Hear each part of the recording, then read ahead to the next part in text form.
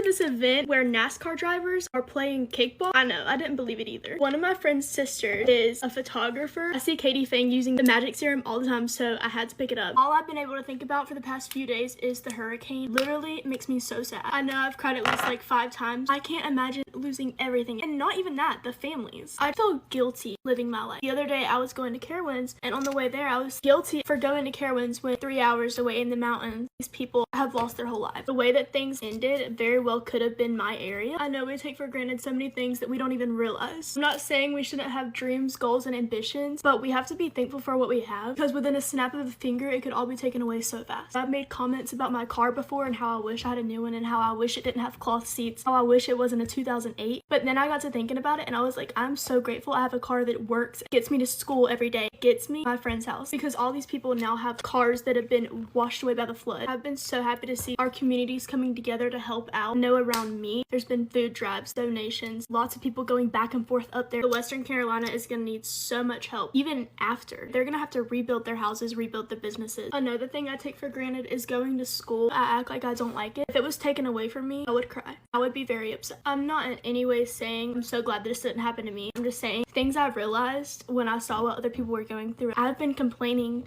about going to school, but man, am I thankful that I have a school to go to. My heart breaks for everybody that was in that tragedy. One of my friends went to Western Carolina for college and she had to come home. The other day, it took her 6 hours to get home rather than 3. The second night she was home, we talked and everything, and it's just terrible. Her school I think was okay, but they're out of school for like over a month. Nobody should endure those kind of things ever in their life. I don't understand why we couldn't have helicopters or whatever it is to pick up people and get them out of the area. Like, why couldn't our government do that?